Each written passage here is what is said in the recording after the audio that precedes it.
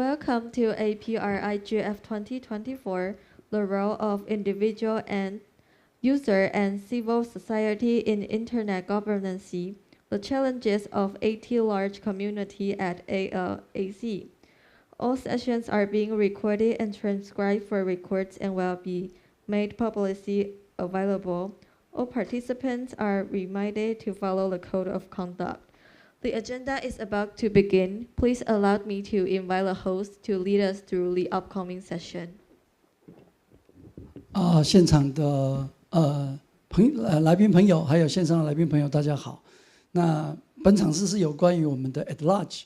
那我是今天的主持人我是蔡志宏。那我目前在台湾市定地方法院服务，同时也在阳明交大科法所讲授这个全球网络治理的课程哈。那这个场次相当特别，是专门为了这个我们网际网络的治理的组织还有架构所特别设计的一个场次哈。那我们这个场次在公布之后呢，得到了国际友人的关注哈。所以我们今天除了原本的受邀讲者以外，特别多了一位神秘嘉宾他就是我们先前的At-Large 的 Chair 那我们特别邀请他来也参加我们今天这个场次，所以稍待呢，我们会稍微调整一下我们今天的行程让我们的神秘嘉宾先来帮我们针对 At-Large 过去的状况，还有他过去参与的经验来跟我们大家做分享So, hello everyone. So welcome to join our session. We would like to do some slight change for our session because we have our secret guest. She's an international friend and from the At-Large community. Let's introduce the Maureen for everyone and invite her to give some remarks for us.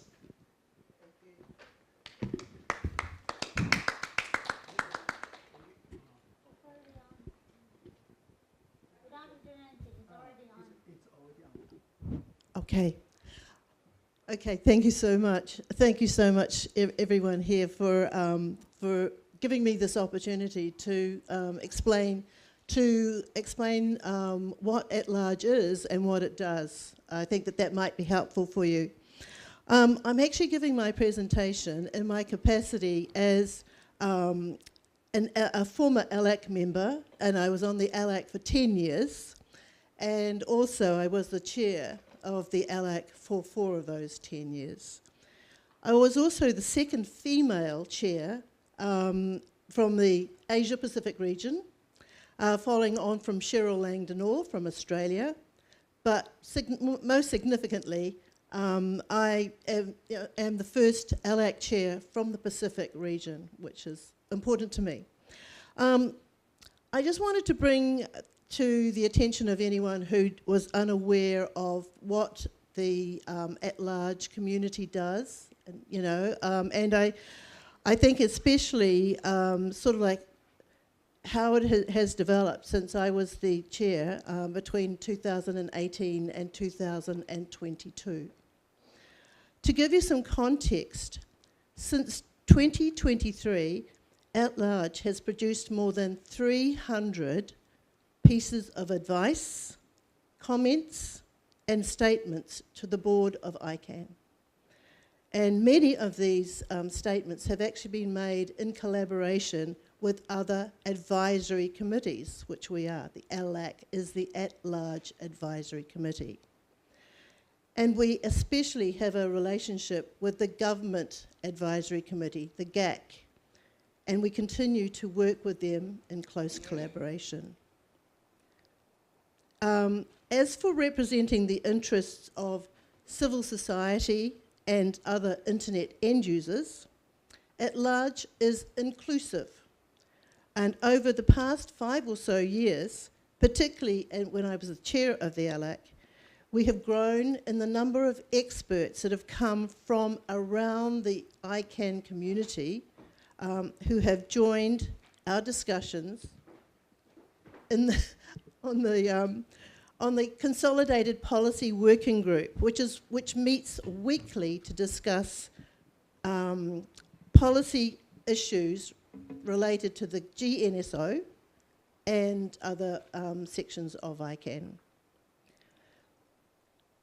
At-Large is actually made up of 265 at-large structures, ALSs, which are small internet organisations around the world, and 69 of these are in the Asia-Pacific region.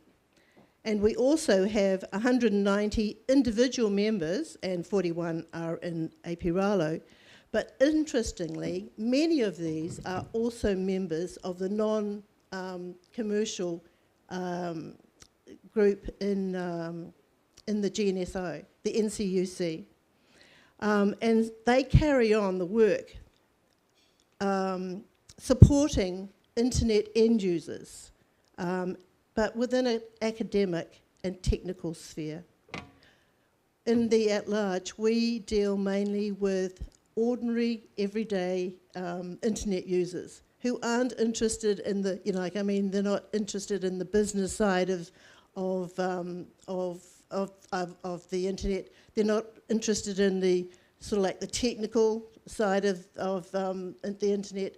All they want to do is to turn on their laptop and be able to use the app.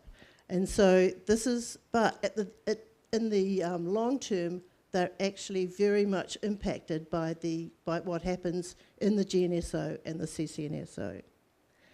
But we have, I don't want to sort of like go on too much because this is just an introduction, and I think I've sort of like explained basically what we do. But I do know that one of the things that we are very proud of is that the ALAC and At-Large is actually mandated by the ICANN bylaws.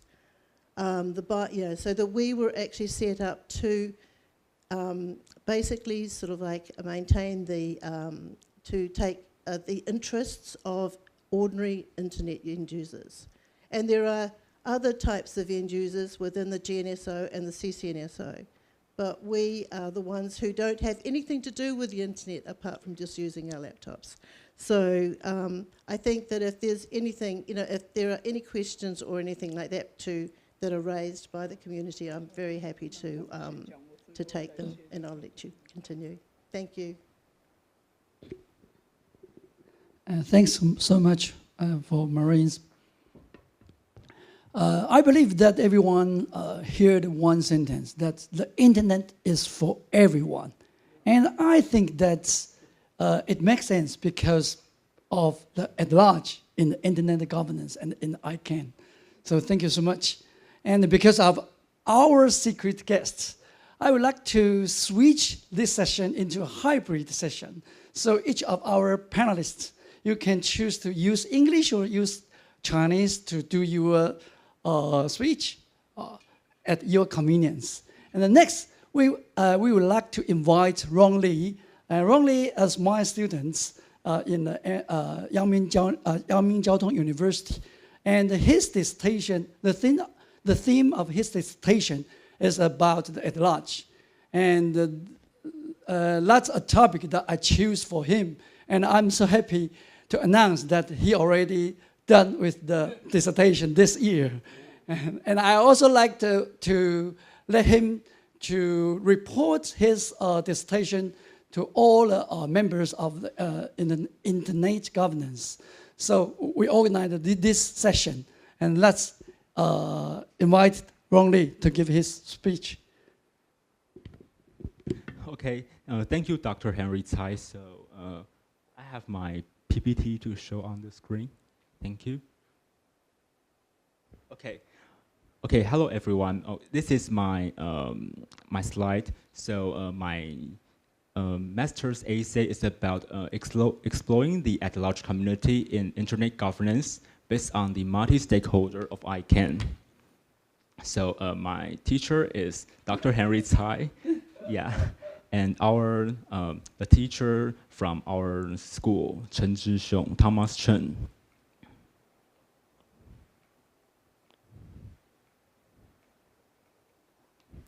Okay, so Okay, so why I choose this subject to make research is that at-large is the main field that where internet and user to talk to everyone in at-large community.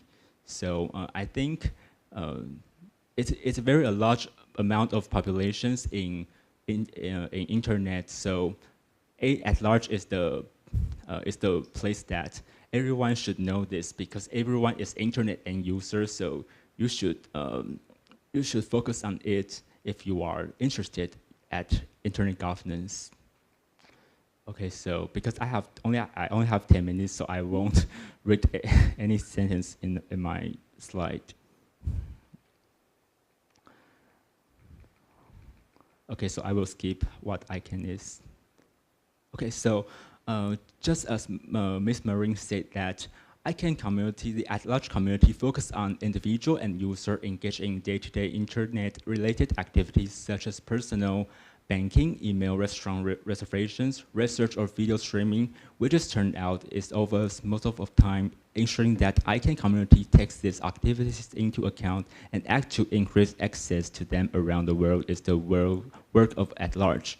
So within ICANN's bylaw section, we can see that participate in the ICANN policy development processes and provide input and advice that accurately reflect the views of individual and internet users.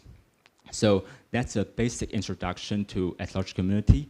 And we can see at-large community is the bottom-up and tiered structure, which we are all internet end users, so we can join the ALS in our region or country, and you can also become, if you are not willing to join an ALS, maybe you can, as an unaffiliated individual members, to join the RALOs. So we are 5 RALOs around the world in the whole continent. Like if you are living in Asia, there are regional at-large, there are AP RALOs, and if you are living in North America, there are NA RALOs. So you can choose based on where you live. So 5 RALOs will choose ALAC member that represent their regions. Like every regions have 3 ALAC members, and 2 of them are nominated by RALOs, and 1 of them are nominated by nomination committees, non-coms. Yeah, so I think it's a basic at-large structure. Okay, so just I mentioned before, the ALAC is the main place that where end users should can share their voice to the internet governance. Yeah. So okay, so I just mentioned it before. I will skip it. Okay, because I made this PowerPoint at last year, so I think the ALS now is about 265. Yeah, now. Yeah, so in Taiwan, we can see there are 2 ALS in Taiwan, and I will introduce them later. So there's so many ALS all around the world. You can see. Okay. Okay, so I think it's how the policy making process in ALAC. So if I am not explain well, please let Ms. Maureen to explain this. Yeah, yeah. So I think the first step might be identify the issue, and the second step is to scope the issue, and the third is participation, and the fourth is making advice. Okay, so so I think it's like, so I think within ALAC there are CPWG. Yes. Yes, okay, so once you have an issue presentation, and we will see whether the issue is from the individual user perspective. If it's not, they're from other organizations like GNSO or something else. And we can see if it is within ICANN remit, because I know ICANN is DNS only, right? And then develop position, then ALAC, and finally, we can engage the issues. Okay. Okay, so I know that ICANN has 2 times organizational reviews in 2009 and 2007.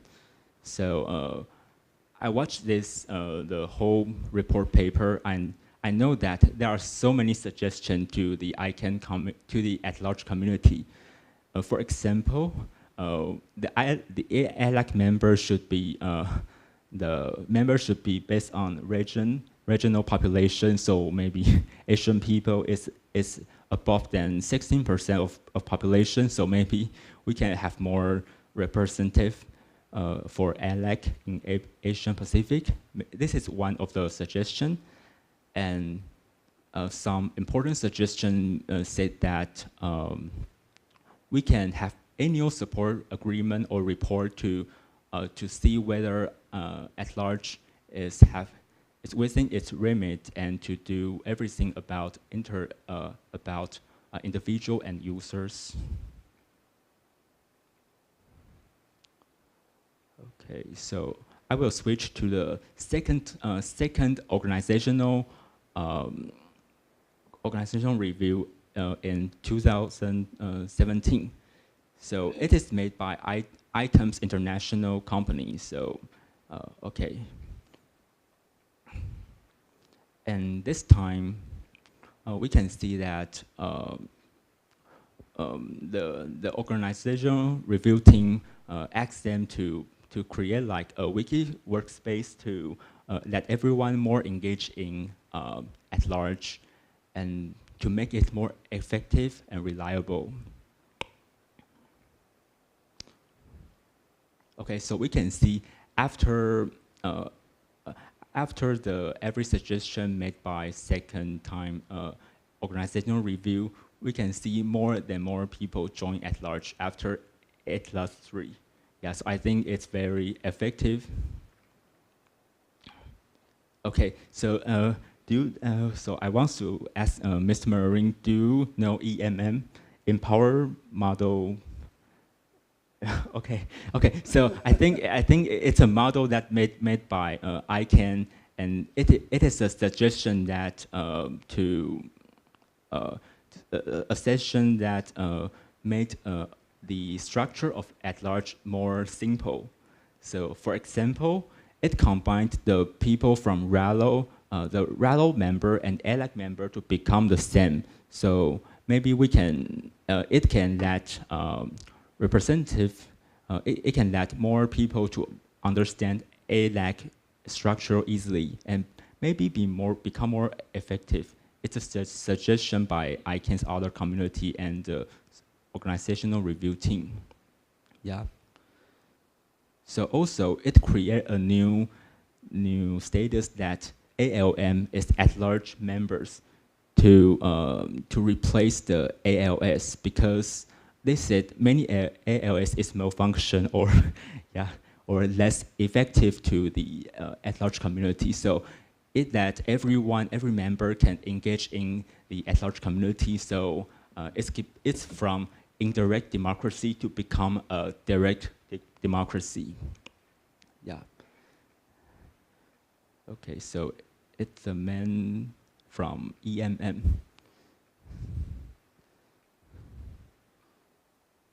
So, okay, please. I think the EMM actually, and Satish can probably support me there. There was a recommendation during the review, and following that, there was a recommendation of how we could improve, how the consultants felt that we could improve the management, and they wanted the whole of at-large to be just one big group. Unfortunately, it wasn't very practical. The regional organisations that we actually have are sort of like structured in such a way that they're more manageable, and I think that we decided not to go down that track and to maintain the regional at-large structures as such, and that it sort of like enabled us to look at the ALS structure as being the main community community, like keeping them together so that when they went into their communities, they could actually use the strength of their ALS to sort of like go into the communities and spread the messages that we want from ICANN into the communities. To do that individually, as this new EMM model would actually sort of just make it a little bit more, separate things, and they'd lose the unity of the actual group itself, the organisation. So, we decided not to go down that. Now that I remember it. Okay, thanks for the comment from Miss Maureen. So I think it's the question that maybe it's not really feasible, right? Okay, so please switch from. Yeah. Okay, thank you. Okay, so I will continue my presentation, and I will talk about how Taiwanese people join At-Large. Yeah. Okay, so we have there are two ways to join At-Large. The first one is you have to join At-Large structure within your country or region, and second one, if you are not willing to join ALS or your country doesn't have any ALS, you can become a affiliated individual member. We can call that UIM. So what kind of structure can become an ALS? In ICANN's bylaw, we can see there are 7 suggestions. The first one is professional societies, academic and research organizations, community networking groups, consumer advocacy group, internet society chapters. It is so-called ISOC, and computer user organizations, and the finally one is internet civil society groups. So I think many kind of group can join At-Large.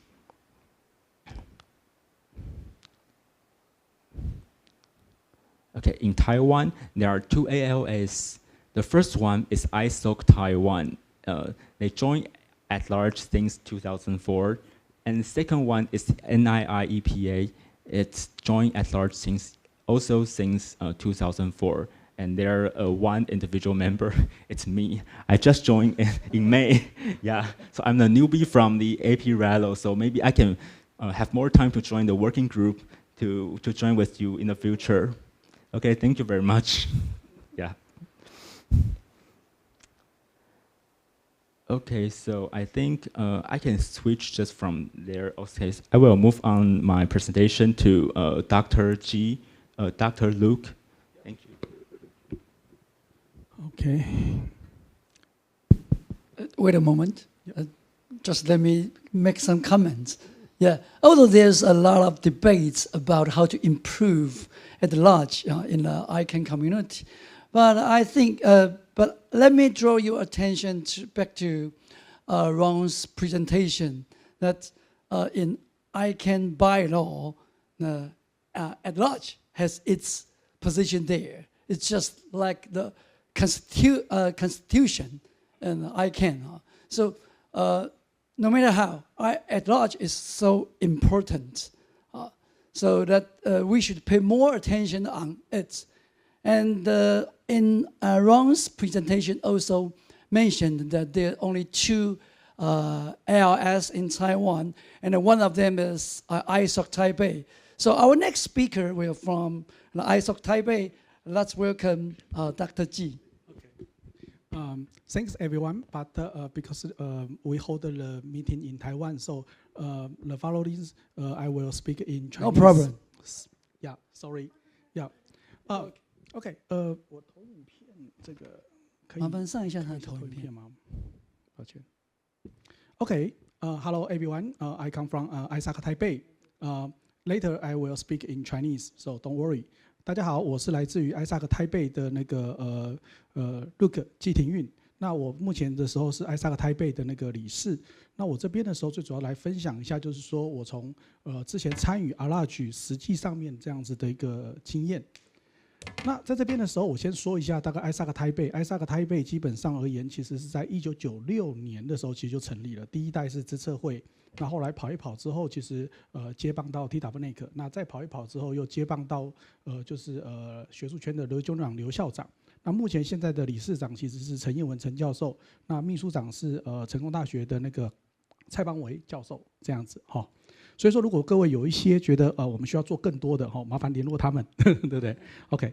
那接下来我来说一下 At-Large 啊 ，At-Large 刚刚其实大家都有提到，他的身份其实对整个ICANN 而言是很重要，就是如果今天有一些提议或有一些想法需要公众这边参与或给予意见的时候，这时候就是 At-Large 它发挥价值的时候。At-Large 其实上面的时候呢，那 ALAC 基本上而言，ALAC 的 slogan Internet is for everyone。ALAC 代表了网络的这个使用者，并不是代表 ISP， 所以说我们很自然而然的在那时候其实也加入了，对哈。当然在加入的时候，其实我还不在，我相信其实是包含我们跟 NII 其实就一起加入。那我个人第一次参与 At-Large 其实是跟着刘军长刘校长，那是在2009年的时候的哈，那次参加墨西哥的这个相关的这个会议。那在那次会议里面，其实我们大概也就了解到说At-Large 其实最主要是在做什么的，怎么样提供大家这些相关的这个一些那个什么就是咨询这些相关的东西。那我必须要说，其实身为一个年轻的这个学生，因为今天讲的其实对象其实是TWIGF， 我相信也有很多的这个年轻学生，或者是年轻的人员，大家会参加很多的这个fellowship 啦。像我当年其实坦白讲，除了ICANN 相关的，我甚至参加了像 APNG， 像是 APEN， 然后还包含 ALAC 这相关的。坦白说，我其实是几个组织奶水养大的，对哈。所以其实我对于网络其实是非常的有热爱，我也希望那个能够 share feedback to Internet Society， 然后大概也看到说，在那个时候包含了像是各个单位的人，其实我们都很好的这样的交流。那包含了甚至我们跟对岸的人，然后那时候邓司长其实也跟对岸的这个人，其实对网络支付其实也有做对岸的交流。那我们也看到 NII 然后那个什么李璇，其实这边也都有做这相关的参加。那但是我们在 At-Large 的时候，其实我们在过去10年的这个参与里面，其实我们也看到了一些问题。第一个事情是秘书处跟主要的几个人，其实他们会很热衷于做这些相关的讨论。但是虽然 At-Large 看起来有很多这个 ALS 但大部分其实可能有一些可能像我们家比较偏尤其 ALAC 台北现在比较偏技术性，可能对 policy 上面的议题其实就比较少参加这个讨论。那通常我们是1年开一次会，那做一些讨论。那实质上真正在参与讨论的人，其实没有大家想象中这么多，这是一个问题。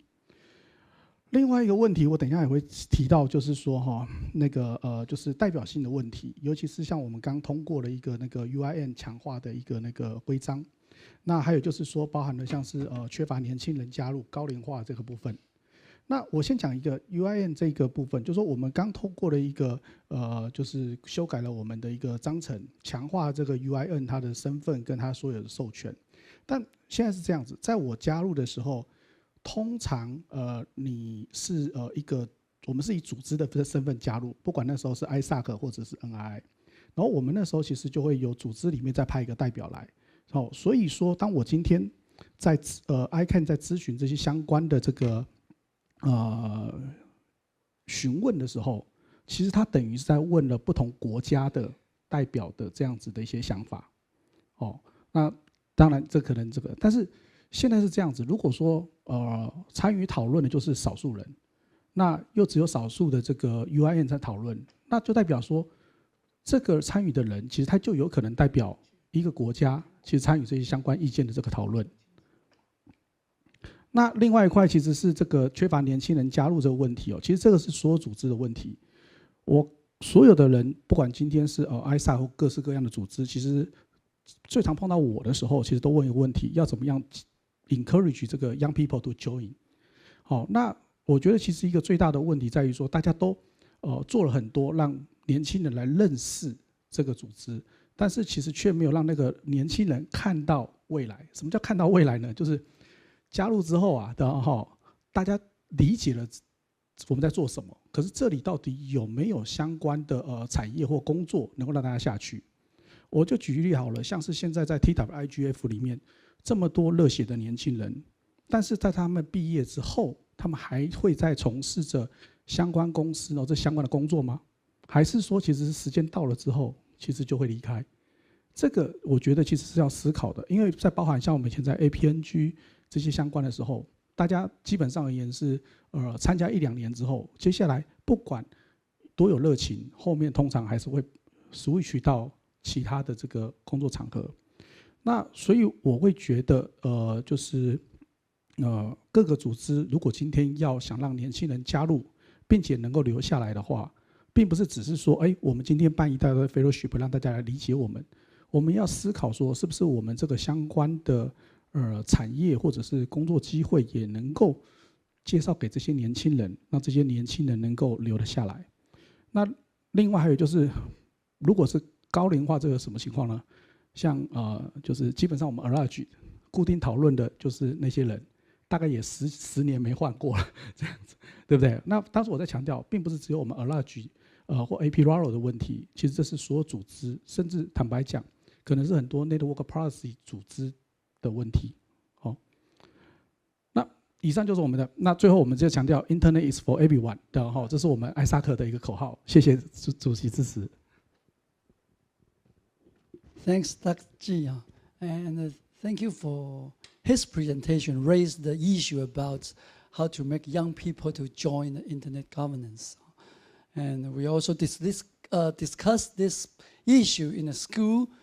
So we encouraged the students to join the internet governance, and so I have the class and a lesson about internet governance, and I teach this lesson with the Kuo-Wei, and maybe he can also share his experience later. And our next speaker is Manju. As I know that Manju is a member in the GNSO, would you please share your opinion or perspective from the position of the GNSO about At-Large? Thank you. Thank you. So I guess I'll speak in English because Maureen's here. So I think for GNSO, of course, we always welcome the input of the advisory committee, including At-Large and GAC. And as I represent the non-commercial users and non-commercial interests in the GNSO, we always try to explore also common interests or common goals with the At-Large. For a very recent example is the new GTOD is coming up.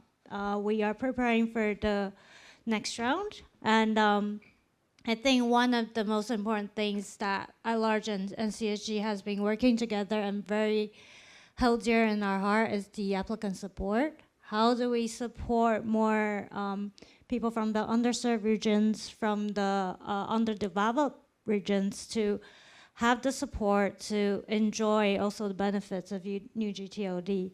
And how do they get the support and benefits from ICANN? And when ICANN is limited or they don't know how to support them, how do we, as the community, advise the secretariat, the staff, how it should be conducted to support applicants and to to just enlarge the chances of those who are from a region that's not as developed or not as aware of new GTODs or DNS to apply for new GTOD. So that's from the non-commercial perspectives. But also, I think GNS overall, we always try to include more input, and we try to include them, of course, also in the process. Because we learn from experience, right? Remember in 2012, also an example of new GTOD. When we finished the development process, we delivered a policy report to the board, and then GAC came up. GAC was the Governmental Advisory Committee, which is a committee that's mostly represented by the governments. They came up with the list of advice, and which delayed actually the report for another 5 years so we had the first round in 2012. And we realize if we don't include the advisory committee's opinion in our process, when they deliver the advice when they find out things after the fact, they still have the power to put an input. But then it's like we're compromising the efficiency and the whole transparency and accountability of the process because we're not working together. And the whole point of multi-stakeholderism is we work together and we build the policy bottom-up, consensus-based. So that's why I think starting recently, every policy effort we're doing within the GNSO, we encourage and we welcome the advisory committees to join. For example, one of the policy effort I'm representing the council on is the IDN, the Internationalized Domain Names Working Group. It's definitely an issue that's very important, especially to the APAC community, because we speak so many languages, we write in so many scripts. And in this working group, we also have representatives from At-Large. One is actually sitting there as Satish. We are meeting every week for 2 hours together to discuss how we implement IDNs and the new GTLD for next round. So I guess we are learning from our experience, from our lessons, how when we worked in silos, it actually didn't turn out well. So we are trying very hard nowadays to incorporate everyone's input when we're developing policies to make sure that the whole process is more efficient, more transparent, and more accountable. Thank you. Thanks, Manju. She mentioned about the IDN and about the new GTLD and all new issues in the ICANN community. And I also like to thank to the host in this year. I also met a member who studied in IDN, from Donghai University. Okay, next our guest is our old friend. I believe that everyone knows him. Kuo-Wei is a former ICANN board member. Okay, let's welcome him. Okay. First of all, I'm the guy. The person say I'm the old generation. Yeah, that is really true. I'm old. Second of all, I think the people need to recognize one thing. If you want to evolve into the internet governance, doesn't mean internet governments have to create an industry. You know, internet governance is talking about a policy. And the policy, of course, you can take that as your career. But this can be from the many different kind of the professional. You know, actually, I think today, there's another session is talking about this already. The most important of the involved in the internet governance is the participation. And the participation doesn't mean you have to be, if you want to ask I can have an industry or not, GNSO is a critical one. GNSO is a lot of businessmen there. You know, they have a registry, they have a registrar, and so many of the companies over there, and that is an industry. But, you know, it's not, supposedly the internet governance should not be dominated by just a registrar.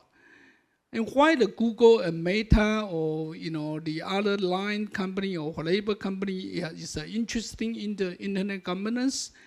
Because it's critical for them, particularly as an internet player. So if you're working for the Google, if you're working for the Meta, if you're in the right division, then you can be appointed by your company to participate into the internet governance. I think first I have to say that.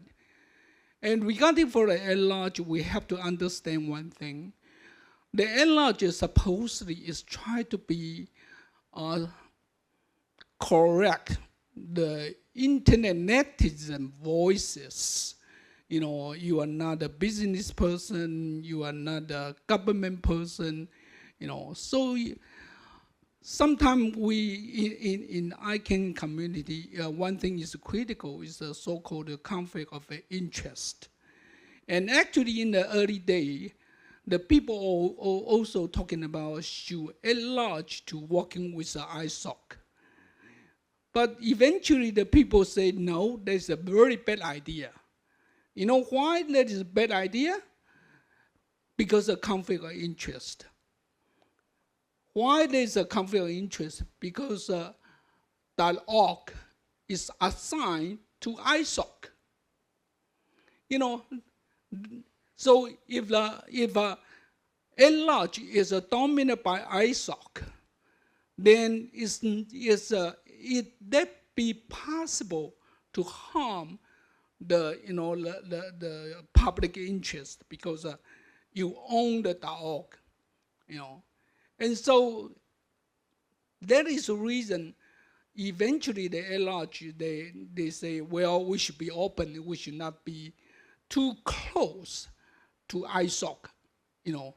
And of course, some of the ISOC charter in the different area, different country, they are independent to the headquarter, you know, because the .org assigned to the ISOC is the headquarter.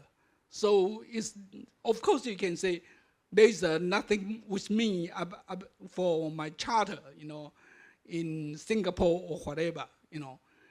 But at least this is one of the reasons why the at-large try to be independent from the ISOC. I think that is give you a little bit what is the background, what's happened in the past. And you have to know that in the very beginning, in the ICANN is established in the 1999. When there's a 1999, they try to correct the voices or comment from the netizen, is an internet user. But how to do it is a really difficult part. So if I remember, it's 2001 in the Stockholm, ICANN Stockholm meeting. ICANN particularly invite the former Prime Minister of Sweden, Carl Bildt, to help him to organize a study group to figure out how we can correct the internet user voices. Almost 3 years after, or 2 years after, the 2003 and 2004, eventually, that is the first time the at-large is shown in the ICANN structure. So if you heard the at-large, actually it's a start from the 2003 or 2004, I don't remember the particular day, but so you can see the Taiwan have two organizations is joined as a at-large. That is because I was at the time was a part of in this ICANN community. Also, I know Carl Bildt is working on that, so I told the Taiwan say we should join this at-large. So you can see there's a NIEPA was in the at-large, and also the ISOC Taipei is in the at-large. Originally, actually, so-called is the ISOC Taiwan, but China against the ISOC using the Taiwan, so they changed the name to the ISOC Taipei, whatever. Okay, and so this is the beginning of the at-large in Taiwan. And the next question is how we can, encourage the young generation to participate in, not talking about just at-large, just encourage the young generation to participate in internet governance. There's a couple of the possibility, of course, for your career. If, for example, in the TWIGF, we have a membership from Google, we have a membership from Meta, we have a membership from Line, and some of the company, including the Lee & Lee, the law firm. The reason they find that they should have a role to participate in this kind of internet policy. So this means if the young generation want interesting in this area, doesn't mean you are coming to the internet governance, you don't need to know anything else. You work for the Google as a public affairs division, then eventually you have to be involved into the internet governance. So if you don't have knowledge about the internet governance, then you will be difficult to help the Google solving the public affairs issue. The same question to the Meta, to Line, to many of this company. Any big company, why they want to come to the ICANN or APNIC or whatever? Because their interest there. Their business interest there. So if any people say, oh, I want to participate in At-Large, or I want to participate in internet governance community, but I don't see the future or career. Well, do you want to work for the Google or Meta, or you don't want it? Then, well, of course, you still have a chance. You can apply the APNIC DG, you can apply the ICANN CEO. This is open. Anybody can submit your application.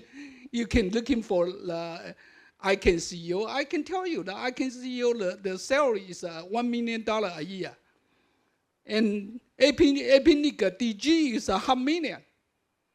It's a good job, not a bad job. And all the VP of the ICANN, the salary is more than $300,000 per year. It's a long trip, And so I think if you would like to know, if you're thinking about that as a career, I think the career is everywhere. There is no single position say, I'm an internet governance, then this is my job. And first of all, you have to say, who's going to pay my salary? If you walk to, for example, the Zhonghua Telco, and then Zhonghua Telco, as I know, when I was a board member of Zhonghua Telco, the Zhonghua Telco always sending the people to APNIC because they need an IP address. They need an IPv6 address. So they definitely will send the people to the APNIC because there is their business interest. So you are participating in the internet governance. And if the Zhonghua Telco want to apply the new GTLD, then they have to go to the ICANN meeting. So if you are interested in this area, then you create your contribution to your company. And if you say, well, I cannot see the job, well, I'm sorry, because you don't have a value to the company and how the company create a job for you. So I think if you are a young generation, I was thinking about to see the world bigger.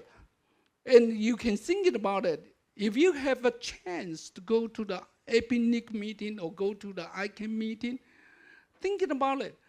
Look who is participate in this meeting. Many of them is a company, is business, is lawyer, civic society, and many different kind of people. And so you have to find out by yourself why this company sent this guy to the ICANN meeting or to the APNIC meeting. So it's important you can see what is the value. You can contribute to this company, and this company willing to send you to the APNIC meeting or ICANN meeting or whatever. So I think and back to Taiwan. Actually, today I talking about the situation of the Taiwan. The reason I was involved in the internet governance community in the early day in the 1998, start from the 1998 till now, because Taiwan as a nation is in a very difficult position in the international fora. The UN don't open the door for us. Many of the international organizations don't open the door for us because you are Taiwan and China against that. But internet space, particularly internet community from ICANN to Ethnic and many of Eurotic, whatever you go, they will not discriminate you as a Taiwanese, so you cannot participate. They open the door, allow you to go walk in and to tell them, oh, this is my comment. Well, I don't want to say this is the Taiwan voice, but at least you have a chance to speak out by your own voice. And so, in the early days, I'm thinking about, well, this is a very good opportunity for Taiwan if this international fora do not allow us to go. At least here is an international organization willing to open the door for us to participate. So I think I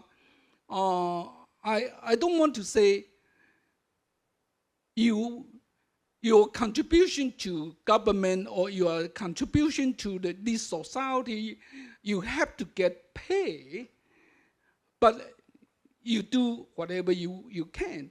And right now, participate to the ICANN or APNIC meeting is not as difficult as my time.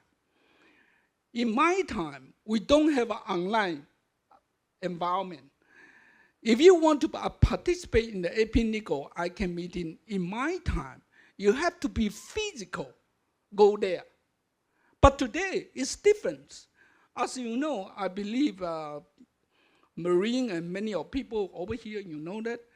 Many of the ICANN meeting, the APNIC meeting is online, and you can join them and you can speak out, and they will read your comment into the meeting. So I think it's much easier to participate in this internet governance community and meeting. So I still, I'm old, I agree, but I still encourage the young generation people, if you think this is difficult, at least you can go online. That is cheaper, you still can participate. And then if you have the knowledge of this internet governance, then one day, if your government, your company have a need to participate in this organization, your value is coming out. So I think this is my comment. Thank you. Thanks, Kuo-Wei. He mentioned a lot, and he also made a very good response to Dr. G's young people join issues. And I agree that everyone can contribute to the internet governance.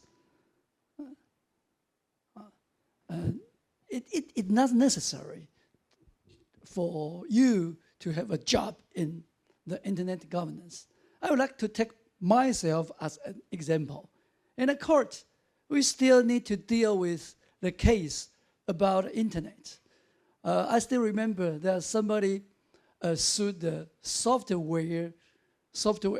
social software company just because the social software company, they think the user violates their community rule. So they shut down his account. So people sued. Yeah. And as many people know that in Taiwan, those software technique was held by the company not in Taiwan. Although they sued the company in Taiwan, but they just do the promotion. They do not deal with the technical problems. So I asked the plaintiff to sue the company. I still remember in Japan. Another example is we also do online trial now because of the COVID. So I remember that I have ever done the online trial to connect the people who was in Vietnam. So I believe there are a lot of chance for people to connect to the internet. Give me 30 seconds to give you 2 examples. The first example is when I was in Taiwan, I think you know that the TVBS is a TV company. The TVBS.com will be registered by American. And the TVBS legal people come to me and say, what can I do? And if I have no idea about the internet governance of UDPR, then I cannot help them. And if these legal people in the TVBS, he know the UDRP, then he know how to apply that. Yeah. So you will create your value to this company. This is one thing. The second thing is the company I worked before, Yam.com, you know, Yam.com, Fan Shu Ten. Yam.com was be registered by American.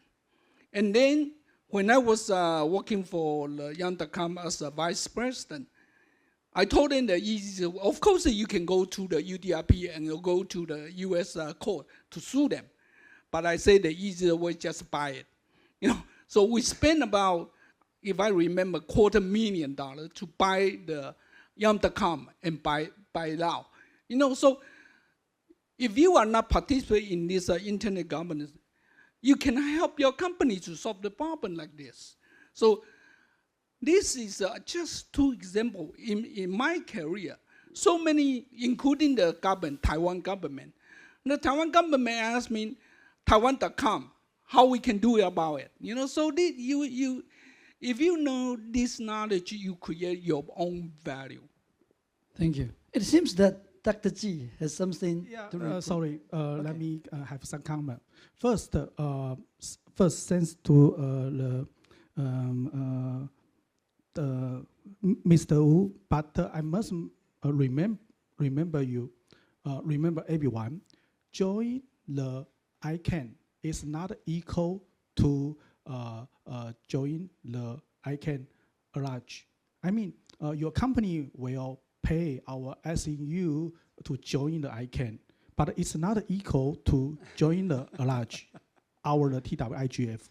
And I just want to say, if we want to keep the more new people to join, to keep in this area, we must try to think more and do more.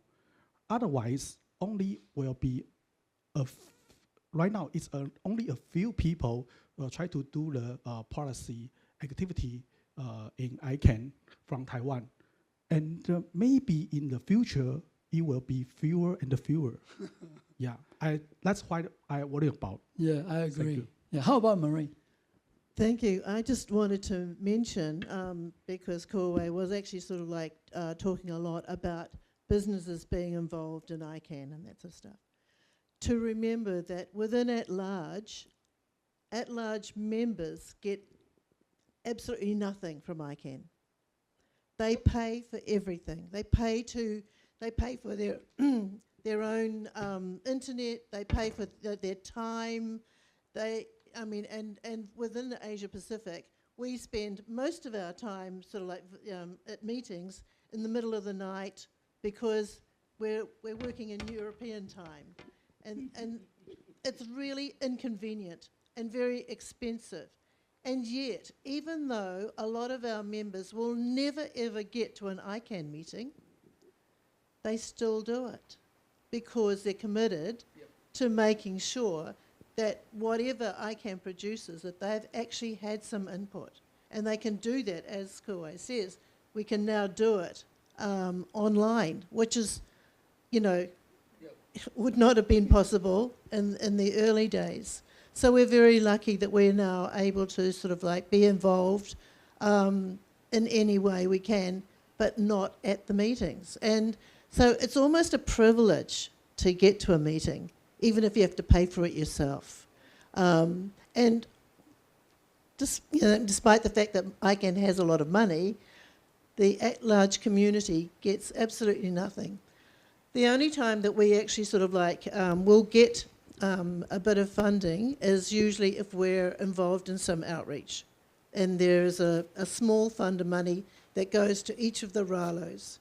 It's not much, but it's a very minute amount. And most of the at-large structures will actually do the work for ICANN and not for any benefit, like they'd get no benefit whatsoever. It's because they're committed. And this is this is the strength of At-Large.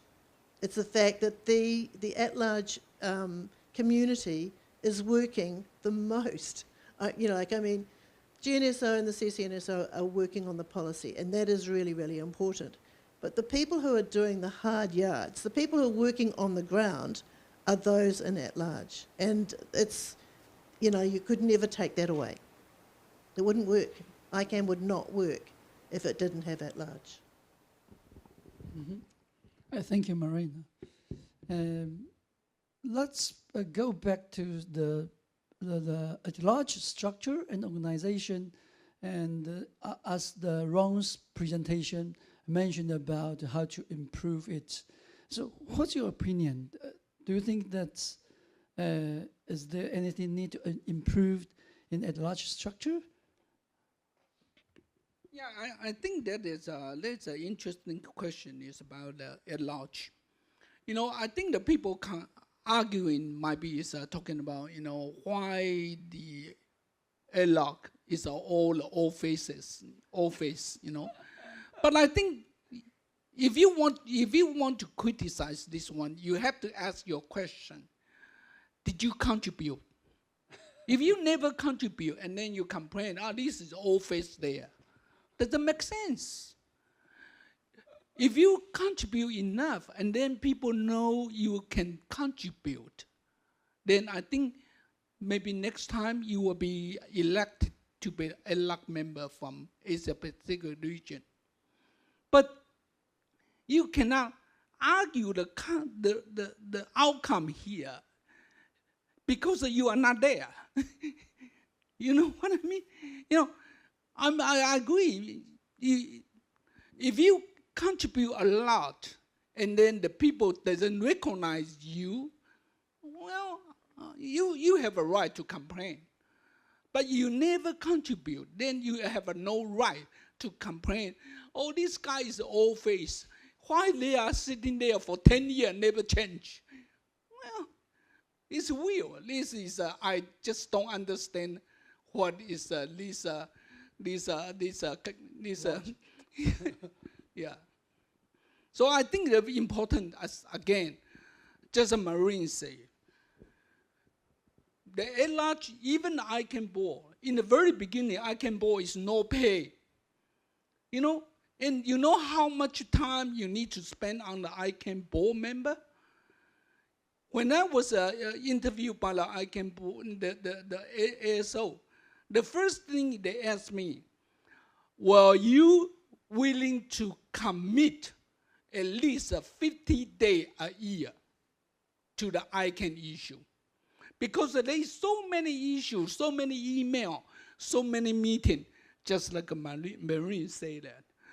So if you want to be in that position, but you don't want to spend 50 days a year, then you should not complain. Why this guy is ICANN boy, why I'm not? Then, well, it's unfair, So I think first of all, for even a month, I think he's in the GNSO right now. He spent a lot of time, and the meeting always is global. You need to wake up in the midnight, and that is all. So many of the people participate in ICANN. Of course, you can say they have a different purpose. Of course, some of the GNSO, GTOD or CCTOD, they have their own interests, I agree, but at least you have to contribute. Thanks, Kuo-Wei. Based on the above discussion, I think that we need to hear the voice from young men and young women. Okay. How about, how do you think that, Ron?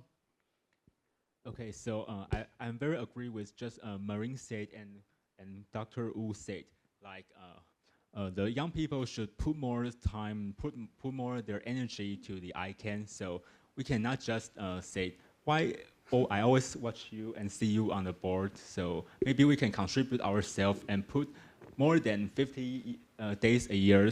Then we can. So I think that's why a younger generation should involve in internet governance. I think master dissertation is a very good contribution. Okay, how about Manju? How do you think? I guess I think this is a great way to actually promote what we're doing in ICANN, which is within the community, we're actually now conducting continuous improvement work, where because Ron was talking about organization reviews, and there were this transparency, accountability and transparency review. Also, it's a specific review of ICANN, where they review all aspects of transparency and accountability in ICANN. And from that review team, the ATRT3, they actually had this recommendation where they think ICANN being reviewed by outside independent reviewers are not as effective if we review ourselves. So that's why currently, actually, within ICANN, we've been doing continuous improvement work where we are developing principles and criteria where in the future we're gonna review ourselves according to these principles and criteria. And we're in the process of it, and I think next year we're gonna start the continuous improvement work, which I think will be definitely helpful, not only for At-Large, for the whole community in ICANN, every structure will be continuous improving in the future. And hopefully, by then, if you're doing a PhD thesis, this could be your next topic. Thank you. Yeah, Maureen, do you have anything more? No, I have to agree with Manju. The holistic review process is in place, and the whole of ICANN will improve. Oh. Okay, we would like to collect some voices on site. Thank you very much. My name is Satish, and I'm from India, and I'm part of the At-Large Advisory Committee. I'd like to respond to one point that came up, which is about why some people are there for a long period in the leadership position. Now, we have this At-Large, which is a very fuzzy community. We have ALAC, which is 15 people. And the difference between these two is very important. The At-Large, we are working on end-user interests as well as the global public interest. These are the two things that the At-Large community tries to promote. But in the multi-stakeholder model, Manju mentioned that EPDP on IDNs. It is one working group out of many. If you look at that particular working group, it is highly technical. It has been going on for this is the 4th year now. So in order to, an average At-Large member cannot walk into one of these working groups because it is very difficult. It requires a lot of skills and background. So you invest in people with those backgrounds, and they have to continue for some time because this is running for 3-4 years, and we cannot change people midway. So by necessity, we are forced to have people specializing in different areas. Now, I am part of that group, so I am specializing in IDNs and universal acceptance. So if you remove me, it will be a long time before somebody else can come to that level. So this is the reason why in ALAC, sometimes people tend to serve for many years because it's very specialized kind of background. Thank you. Thank you so much for your sharing. Yeah, I agree. I only joined the mail list of an EPDP team, and it's just like a bombing. Really a lot of work. So we need to create a platform for individuals to join with us. And is there anything more from our panelists? What I wanted to say too, we are always trying to encourage our young people to come and to join in. But, I mean, they're so busy. Hello. Doing their studies, just doing life. So it's really, really hard to actually keep them engaged for a long time. And as Satish said, most of the people who actually sort of like come and have got the time are those who are retired, who, can spend the time. As I mentioned, the policy working group meets every week. Yep. And they've got to commit themselves to, especially if they've formed a small group, a small policy group, and they're working on that, they've got to commit every week to come back and report to the committee. Young people haven't got that time.